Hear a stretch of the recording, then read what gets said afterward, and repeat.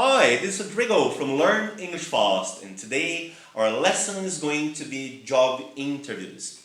I've worked as a commercial manager for many years in both England and the USA, and I had to interview a lot of people every month. So I hope those tips will put you in the right direction. But before I start a lesson, I'd like to invite you to subscribe to my channel, click on the button below so that make sure you get all my tips for both grammar and vocabulary from all my videos. Alright?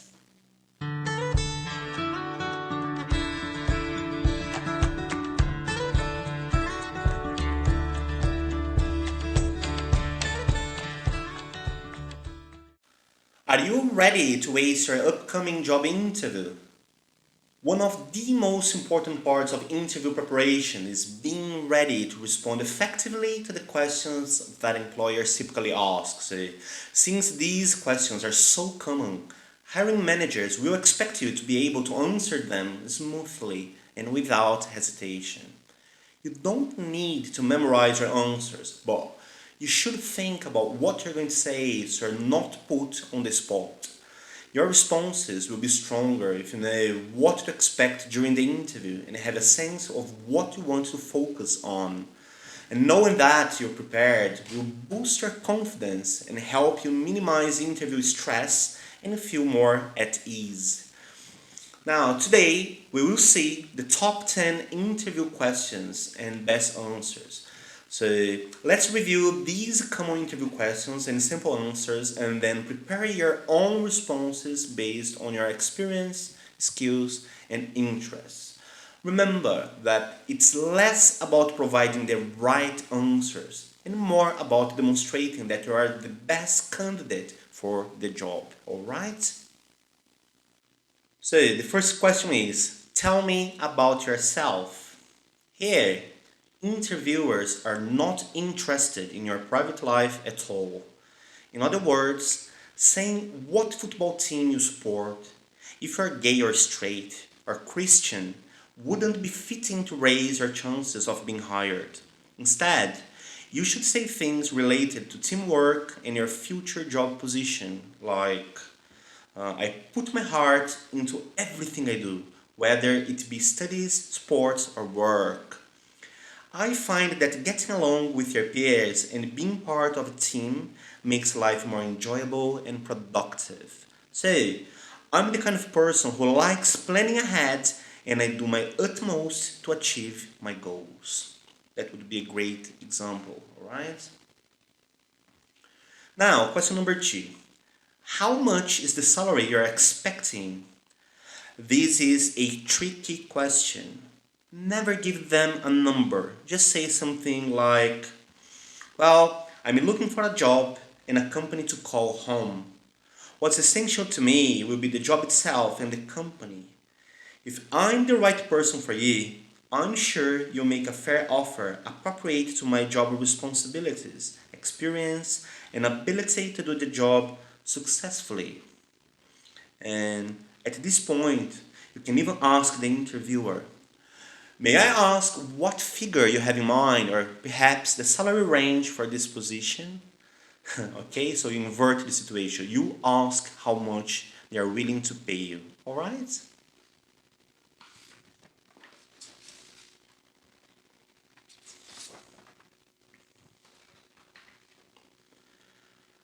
Question number 3. Why do you want to work here?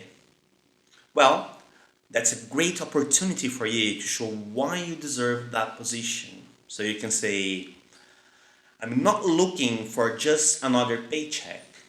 I enjoy my work and I'm proud of my profession. I have read your company's profile and I believe your company has superior service and reputation. I share the values that make this possible, which should enable me to fit in and complement the team.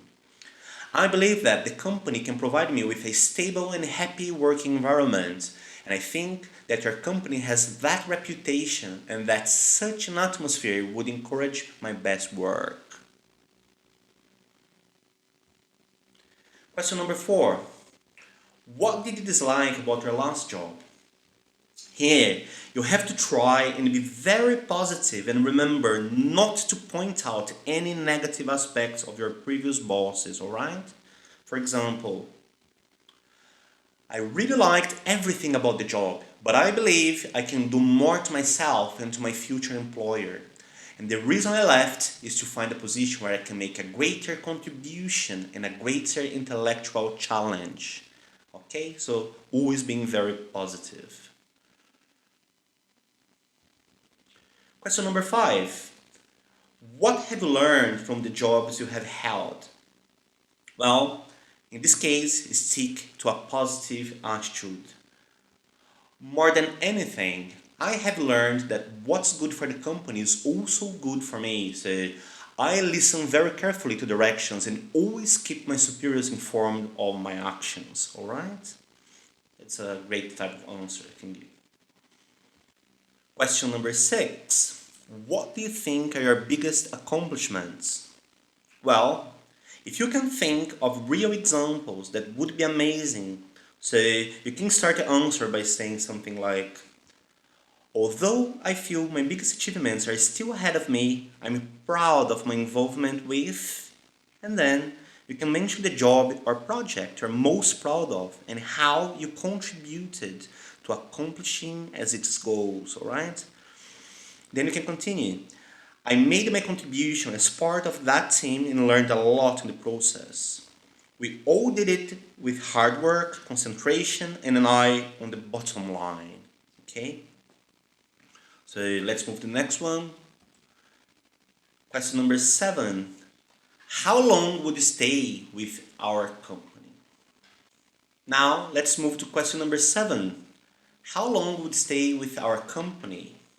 Well, you must remember that companies spend a long time training their employees, so it would be nice to say something like this. I take directions well and I love to learn. As long as I'm growing professionally, there is no reason for me to make a move. Okay? So that implies that you would stay in the company for a very long time. Okay? Question number 8. Can you work under pressure? And how do you handle tension? Again, try to be very positive about it. Yes, I usually find it stimulating. However, I believe in planning and proper time management to reduce panic deadlines within my area of responsibility. As for tension, this is caused when you let things pile up. It's usually caused by letting other areas of responsibility slip by for a period of time. I find that if you break those overwhelming tasks into little pieces, they aren't so overwhelming anymore. So I suppose I handle tension by handling the causes of it, by not letting things slip in other areas that can give rise to it. Alright? Question number 9. Why should I hire you? What can you do for us that no one else can do? And why do you feel you're a better candidate than others? One of the greatest mistakes candidates make here is to state the obvious by saying, I'm honest and responsible. Well, if you weren't, why would you be applying for this job? Say, try to show that you're highly effective at work. For example, I believe I have all the qualifications that I need. I'm a great team player and I'm keen to reach success. I can bring to this job a determination to see projects through to a proper conclusion. I listen and take directions well. I'm analytical and don't jump to conclusions. And finally, I understand we are in a business to make a profit. So the balanced scorecard is crucial as I also keep an eye on cost and return. Alright? So the last question, question number 10. What do you think of our last boss? Were there things that your supervisor did that you disliked? Well, never say anything negative about your bosses. Just say something like, I liked my boss as a person, respected him or her professionally, and appreciated his or her guidance. However, I have never thought of our relationship in terms of like or dislike. I've always thought our role was to get along together and get the job done. And we had a very good relationship as far as I can remember. Or we had a very good rapport, alright? So, I hope you have enjoyed this class, and I'd like to thank you so much for being with me all this time. So, I'm going to ask again, subscribe to my channel and click on the button below. Make sure you get all your friends to join us so you can get all my tips for international certificates such as GMAT, TOEFL, Cambridge and IELTS. So, see you guys. I hope to see you next time. Cheers. Bye for now.